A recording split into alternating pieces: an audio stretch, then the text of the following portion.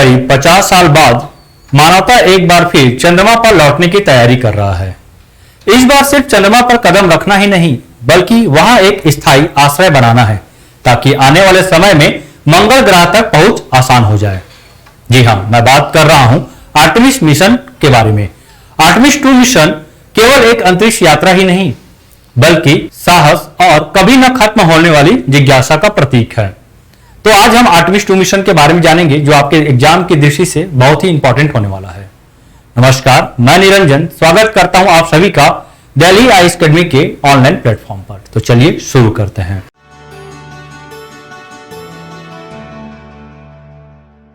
चलिए, यह जो टॉपिक है आपके एग्जाम की दृष्टि से बहुत ही इंपॉर्टेंट है। आपके वनडे एग्जाम में यहां से क्वेश्चन पूछा जाएगा, और इसके साथ ही साथ आप यदि मेंस एग्जाम दे रहे हैं या देने वाले होंगे कभी, तो हो सकता है यहां से क्वेश्चन बन जाए। यदि मेंस एग्जाम की हम बात करते हैं तो पेपर 5 के भाग 3 में क्वेश्चन पूछा जा सकता है, जहां हम विज्ञान और प्रौद्योगिकी से संबंधित क्वेश्चन को अप्रत्यक्ष या प्रत्यक्ष रूप से देख सकते हैं। अगर हम वनडे एग्जाम की बात करते हैं तो आपको पता होगा कि 26 अप्रैल के मंडी सब इंस्पेक्टर के एग्जाम में यहां से क्वेश्चन पूछा गया था। आर्टेमिस 2 मिशन से नहीं, लेकिन चंद्रमा को लेकर एक क्वेश्चन पूछा गया था कि कौन सा देश आने वाले समय में चंद्रमा पर एक न्यूक्लियर पावर प्लांट स्थापित करने वाला है। ठीक, तो क्वेश्चन या वीडियो की हम बात करते हैं तो वीडियो आपके लिए बहुत इंपॉर्टेंट होगा।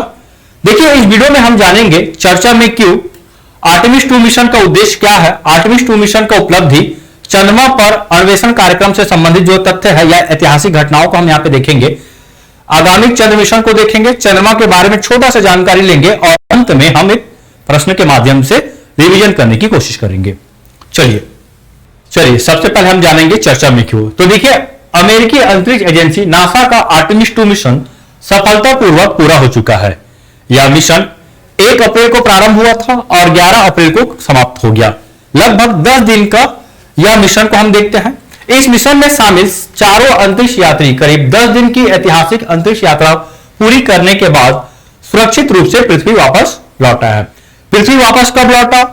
तो 11 अप्रैल 2026 को, याद रखेंगे इस डेट को, प्रशांत समय के अनुसार शाम 5:07 पर कैलिफोर्निया के तट से दूर प्रशांत महासागर में उतरा है। जो ओरियन कैप्सूल है, ओरियन कैप्सूल प्रशांत महासागर में उतरता है। कब? तो 11 अप्रैल 2026 को। इस अंतरिक्ष यात्रियों ने कुल अपने मिशन में, ध्यान रखेंगे, अपने मिशन में अंतरिक्ष यात्रियों ने कुल 1.12 मिलियन किलोमीटर की यात्रा की। ओरियन अंतरिक्ष यान पृथ्वी से 4,06,778 किलोमीटर की अधिकतम दूरी तक पहुंचा। इस तरह इसने अपोलो 13 के ज्ञात रिकॉर्ड को भी 6,600 किलोमीटर से अधिक के अंतर से पीछे छोड़ दिया है। थोड़ा सा हमको यहां पे समझना पड़ेगा कि जो मिशन था, यह मिशन कुल कितनी दूरी तय की, तो मिशन कुल 1.12 मिलियन किलोमीटर की दूरी तय की है। और यदि हम पृथ्वी से दूरी की बात करते हैं, इसको ऐसा हम समझते हैं, देखिए यह पृथ्वी है और यह चंद्रमा है। तो पृथ्वी और चंद्रमा की दूरी की हम बात करते हैं तो इसका कुल दूरी 3,84,400 किलोमीटर है। ठीक, तो इन्होंने यह दूरी तो तय की। साथ ही साथ यदि हम बात करते हैं 4,06,778 किलोमीटर की दूरी को इन्होंने तय किया है। और किस तरह से दूरी को तय किया है, तो आप देख सकते हैं यहां पे किस तरह से, यह पहला पॉइंट है, यह कैलिफोर्निया का केनेडी स्पेस सेंटर है। यहां से मिशन का सफलतापूर्वक प्रक्षेपण होता है और इस तरह से यह अर्थ का 2 चक्कर लगाते हुए मून का चक्कर लगाकर वापस पृथ्वी पर लौट आता है। तो ये टोटल 1 पॉइंट समथिंग कुछ मिलियन किलोमीटर है। लेकिन दूरी की बात करते हैं तो अर्थ से यदि हम दूरी की बात करते हैं तो लगभग 4 लाख से अधिक किलोमीटर की दूरी इन्होंने तय किया। ठीक, तो इस चीज को आप समझिएगा। चलिए हम बात करते हैं अब आर्टेमिस 2 मिशन के बारे में। देखिए, आर्टेमिस 2 मिशन नासा के आर्टेमिस कार्यक्रम का दूसरा चरण और पहला मानव युक्त मिशन है। पहला मानव युक्त मिशन है। दूसरा चरण, इसका पहला चरण की यदि हम बात करते हैं तो इसका पहला चरण 16 नवंबर 2022 को संपन्न होता है या प्रक्षेपित होता है। इसका जो रॉकेट है 16 नवंबर 2022 को प्रक्षेपित होता है। और पहला चरण का जो उद्देश्य था दूसरा चरण के लिए जो आवश्यक डाटा है उसे इकट्ठा करना, ताकि जब दूसरा चरण को हम प्रक्षेपित करें, दूसरा चरण पे हम जाए तो उससे संबंधित जो भी चीजें हैं वो पहला चरण के माध्यम से पूरा कर लिया जाएगा। टेस्टिंग का चरण हम उसको बोल सकते हैं दूसरे शब्दों में। ठीक है, देखिए यदि हम आर्टेमिस कार्यक्रम की बात करते हैं तो देखिए आर्टेमिस कार्यक्रम का ये दूसरा चरण था जो 2026 में लॉन्च हुआ।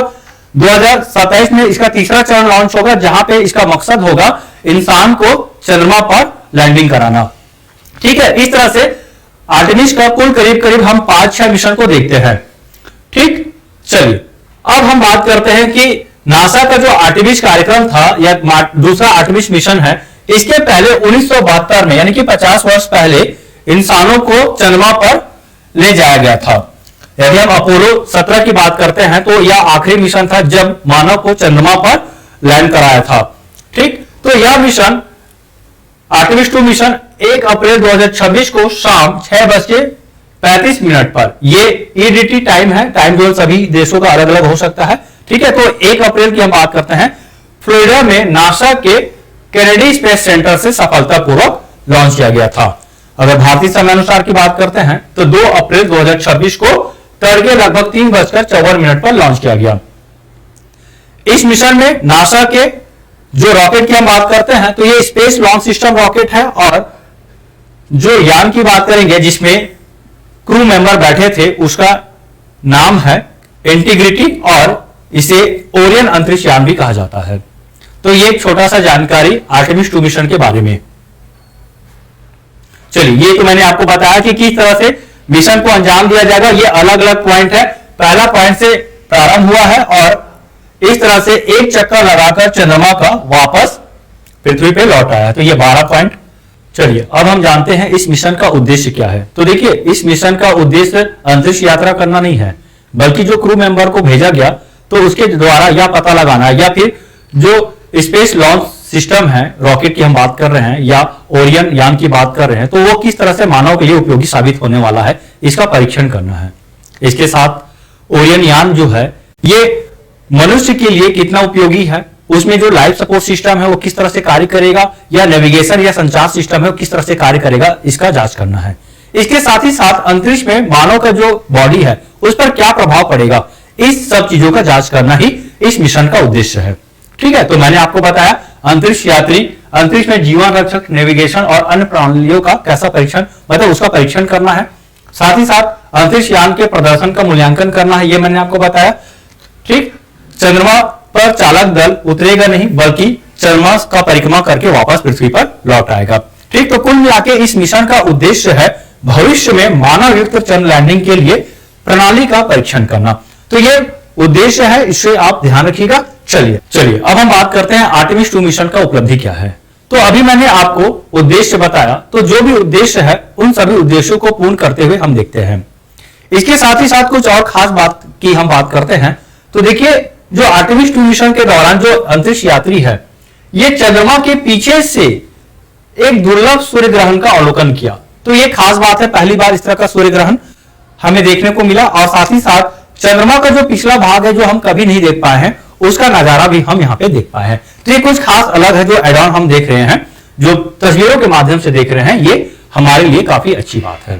ठीक है, देखिए यह मिशन चंद्रमा की सतह पर भविष्य की वापसी और वहां स्थायी मून बेस स्थापित करने की दिशा में एक महत्वपूर्ण कदम है। मैंने आपको बताया कि आने वाले समय में देखिए यह जो आर्टेमिस 2 मिशन है, ये केवल अंतरिक्ष यात्रा करना ही नहीं, या फिर आने वाले समय में चंद्रमा पर मानव को उतारना ही नहीं, बल्कि चंद्रमा से आगे और परे, जो जैसे कि हम देख रहे हैं कि आने वाले समय में मंगल मिशन को हम देखेंगे, तो उस मंगल मिशन तक पहुंचने के लिए यह मिशन बहुत ही ज्यादा फायदेमंद साबित हो रहा है।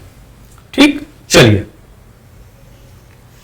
ये देखिए कुछ नजारा है, आप यहाँ पे देख सकते हैं, ये सूर्य ग्रहण का तस्वीर है, और साथ ही साथ ये जो दूसरा तस्वीर है ये 1972 में पृथ्वी का लिया गया तस्वीर है, और अब 2026 में लिया गया यह पृथ्वी का तस्वीर है। तो ये कुछ खास चीज है जो हमें नासा के द्वारा देखने को मिला। चलिए अब हम बात करते हैं इस मिशन में जो अंतरिक्ष यात्री है या क्रू मेंबर की बात करते हैं, तो टोटल 4, जिसमें से 2 मिशन स्पेशलिस्ट, एक पायलट और एक कमांडर है। इसमें भी कुछ खास बात है कि कुछ हम ऐतिहासिक घटना भी देख रहे हैं कि पहली बार की हम बात करते हैं क्रिस्टीना कोच, ये प्रथम महिला है जो चंद्रमा के पास पहुंच रही है। दूसरा बात करते हैं तो विक्टर ग्लोवर ये है अश्वेत व्यक्ति, गैर अमेरिकी व्यक्ति है, अश्वेत भी है, जो चंद्रमा तक पहुंच पा रहे हैं। इसके बाद रीड वाइजमैन, ये काफी अनुभवी है, अमेरिका के ही है, और जेरेमी हैंसन। जेरेमी हैंसन एक कनाडा के अंतरिक्ष यात्री है। ठीक, तो कमांडर, एक पायलट और 2 मिशन स्पेशलिस्ट, इस तरह से 4 अंतरिक्ष यात्री इस मिशन पर गए हैं। इस मिशन में एक महिला का होना काफी खास बात है और एक गैर अमेरिकी के साथ एक अश्वेत व्यक्ति बीच में शामिल है। चलिए अब हम यहां पे जानते हैं स्पेस लॉन्च सिस्टम के बारे में। स्पेस लॉन्च सिस्टम ये एक रॉकेट है, ठीक, प्रक्षेपित यान है। इसी प्रक्षेपित यान के माध्यम से चंद्रमा तक क्रू को भेजा गया था। यदि हम एसएलएस की बात करते हैं, रॉकेट की बात करते हैं, तो यह नासा का सबसे ताकतवर, सबसे शक्तिशाली डिस्पोजेबल रॉकेट है।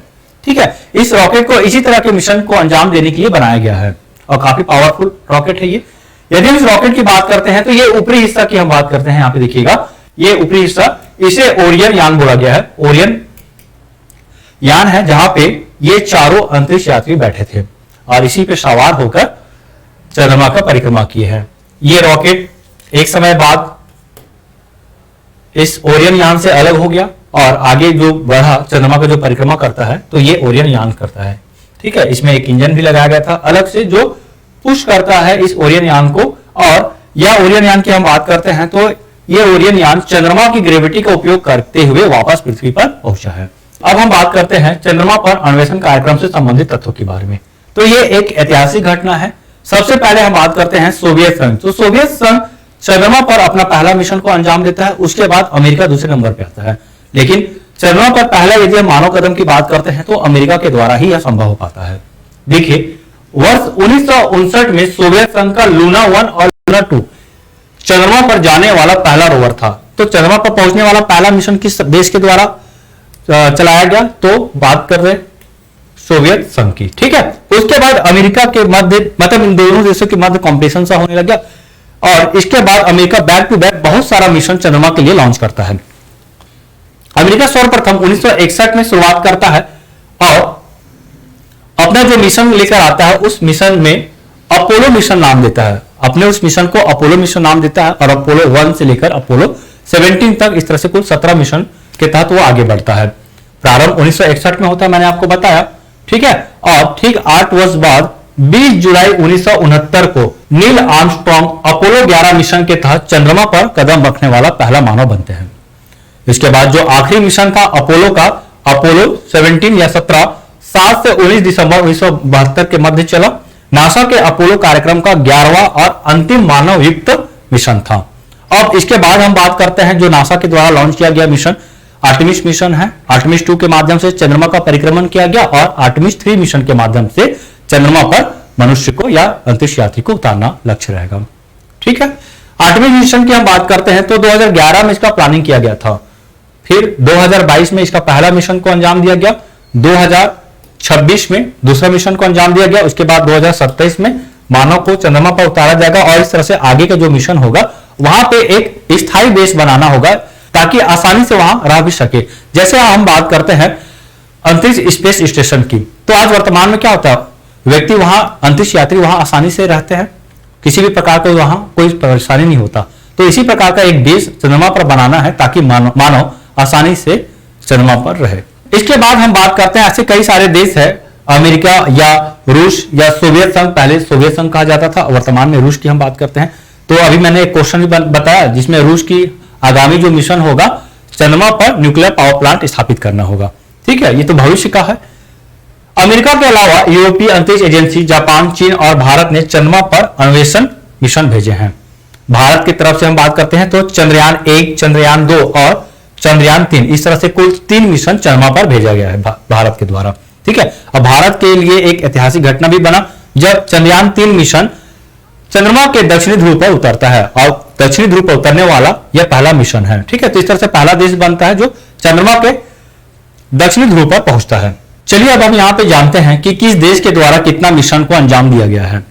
यदि हम अमेरिका की बात करते हैं तो अमेरिका के द्वारा कुल 45 मिशन को हम देख रहे हैं। वही सोवियत संघ या रूस के द्वारा कुल 23 मिशन को हम देख रहे हैं, जापान के द्वारा 6 मिशन को, भारत के द्वारा 3 मिशन को और चाइना के द्वारा 10 मिशन, साथ ही साथ यूरोपीय यूनियन के द्वारा 2 मिशन को हम यहाँ पे देख चुके हैं जो पूर्ण हो चुका है। ठीक है, आने वाले समय में इन देशों के द्वारा और भी बहुत सारे मिशन लॉन्च किया जाएगा। जैसे हमने बात किया आर्टेमिस 3, आर्टेमिस 4, साथ ही साथ चाइना का भी मिशन है भारत का चंद्रयान 4 मिशन 2028 में संपन्न होने वाला है। तो इस तरह से और भी कई देश हैं। चलिए, यदि हम आगामी मिशन की बात करते हैं तो आर्टेमिस 2 की मिशन की बात करते हैं सबसे पहले। तो आर्टेमिस 2 मिशन के बाद आर्टेमिस 3 मिशन हम देखेंगे 2027 में। इसके बाद आर्टेमिस 4, आर्टेमिस 5, इस तरह से मिशनों को देखेंगे। आर्टेमिस मिशन की यदि हम बात करते हैं या आर्टेमिस कार्यक्रम की बात करते हैं तो इसका मुख्य उद्देश्य है चंद्रमा पर स्थायी बेस बनाना। ठीक, देखिए जो आर्टेमिस 3 मिशन 2027 में इसका लॉन्च होना संभावित है, इसका उद्देश्य अंतरिक्ष यात्रियों को चंद्रमा पर उतारना है। इसके बाद भारत के यदि हम कार्यक्रम की बात करते हैं, मिशन की बात करते हैं तो चंद्रयान 4, ये 2028 में इसका संभावित तिथि है इस मिशन का। इस मिशन के यदि हम उद्देश्य की बात करते हैं तो चंद्रमा के दक्षिणी ध्रुव से मिट्टी और पत्थर के नमूने इकट्ठे करना और वापस पृथ्वी पर लौटाना है। इसके साथ ही साथ ब्लू ओरिजिन, तो ब्लू ओरिजिन द्वारा, इसके द्वारा जो ब्लू मून मार्क 1 ये मिशन है, ठीक है, इस मिशन के तहत मानव रहित रोबोटिक चंद्र लैंडर का उपयोग किया जाएगा, जिसे 2026 में न्यू ग्लेन रॉकेट से लॉन्च किया जाएगा। चलिए, आपके लिए क्वेश्चन है कि ब्लू ओरिजिन, यदि हम इस कंपनी की बात करते हैं तो यह कंपनी किसका है, किस संस्था का है, किस व्यक्ति का? संस्था तो यह है, अंतरिक्ष एजेंसी है, ये किसका है? ये आपको उत्तर में देना है। ठीक, चलो इसके बाद हम बात करते हैं चांग-ई। ये चीन का एक महत्वाकांक्षी रोबोटिक चंद्र मिशन है, जिसे अगस्त 2026 में चंद्रमा के दक्षिणी ध्रुव पर उतारने के लिए योजनाबद्ध किया गया है। इस मिशन का मुख्य उद्देश्य चंद्रमा के छायादार क्रेटरों में जल, बर्फ की खोज करना, भूभाग का अध्ययन करना और भविष्य में मानव बेस स्थापित करने की क्षमता का प्रदर्शन करना है। ठीक, इसके साथ ही साथ रूस की यदि हम बात करते हैं, रूस की यदि हम बात करते हैं तो वहां पे न्यूक्लियर पावर प्लांट स्थापित करना इसका लक्ष्य भी है। चलिए आगे बढ़ते हैं। अब हम बात करते हैं चंद्रमा के बारे में। तो देखिए, चंद्रमा क्या है? चंद्रमा एक उपग्रह है। ठीक है, कैसा उपग्रह है? तो देखिए, उपग्रह दो प्रकार का होता है, एक होता है प्राकृतिक, दूसरा होता है कृत्रिम। तो ये पृथ्वी का प्राकृतिक उपग्रह है। ठीक, तो एकमात्र प्राकृतिक उपग्रह है जो सौरमंडल का 5वां सबसे बड़ा उपग्रह भी है। पृथ्वी से लगभग 3,84,400 किलोमीटर की दूरी पर स्थित है और इसका आकार पृथ्वी की आकार की हम बात करते हैं तो पृथ्वी का आकार से लगभग 1/4 है। चंद्रमा की हम बात करें तो चंद्रमा स्वयं प्रकाशमान नहीं है, बल्कि सूर्य के प्रकाश को परिवर्तित करता है। इस तरह से चंद्रमा हमें चमकीला दिखाई देता है और ऐसा लगता है कि चंद्रमा का खुद का प्रकाश है। गुरुत्वाकर्षण की बात करते हैं। देखिए, चंद्रमा की यदि हम आकार की बात करते हैं तो पृथ्वी के आकार से 1/4 है। वही गुरुत्वाकर्षण की बात करते हैं तो पृथ्वी की गुरुत्वाकर्षण से 1/6 है और चंद्रमा पर वायुमंडल नहीं है, इस बात को आप ध्यान रखेंगे। उत्पत्ति की बात करते हैं तो वैज्ञानिकों के अनुसार इसकी उत्पत्ति 4.5 अरब साल पहले पृथ्वी और थिया नामक किसी अन्य पिंड की टक्कर से बना था। भ्रमण और घूर्णन की बात करते हैं तो देखिए, 27.3 दिनों में यह पृथ्वी का एक चक्कर लगाता है और अपने अक्ष में यदि घूर्णन की बात करते हैं तो यह भी 27.3 दिन है। तो इस तरह से चंद्रमा का एक ही भाग हमें दिखाई देता है और दूसरा भाग हमें दिखाई नहीं देता। यह एक कारण है। इसकी सतह और संरचना की बात करते हैं तो चंद्रमा पर ज्वालामुखी के मैदान और ऊंचे इलाके है। यहां पानी की बर्फ होने की पुष्टि 2008 में चंद्रयान 1 ने की थी। प्रभाव की बात करते हैं तो चंद्रमा के द्वारा ही पृथ्वी पर जो ज्वार और भाटा आता है, यानी कि टाइड्स की बात करते हैं, तो चंद्रमा के गुरुत्वाकर्षण प्रभाव के द्वारा ही होता है। तो ये चंद्रमा के बारे में छोटा सा जानकारी है। चलिए, तो जाते जाते एक छोटा सा सवाल आपके लिए। प्रश्न है, नासा के आर्टेमिस 2 मिशन का लक्ष्य क्या है? देखिए ऑप्शन, चंद्रमा की परिक्रमा करने वाला मानव मिशन, चंद्रमा पर लैंड करने वाला मानव मिशन, चंद्रमा पर मानव रहित लैंडिंग, चंद्रमा पर मानव के लिए वाहन भेजना। तो ये 4 ऑप्शन है। इसका जवाब आपको कमेंट बॉक्स में जरूर देना है। ठीक है, यदि आप यहां तक पहुंचे हैं तो मुझे उम्मीद है कि आप एक इसका जवाब जरूर देंगे। ठीक, तो मेरे द्वारा यह छोटा सा प्रयास था कि आपको आर्टेमिस 2 मिशन या चंद्रमा के लिए जो भी मिशन जिन देशों के द्वारा चलाया जा रहा है, आप तक छोटा सा जानकारी साझा कर पाऊं। उम्मीद करता हूं मेरे द्वारा दिया गया जानकारी आपको समझ में आया होगा। तो एक नई वीडियो के साथ फिर मिलेंगे। धन्यवाद।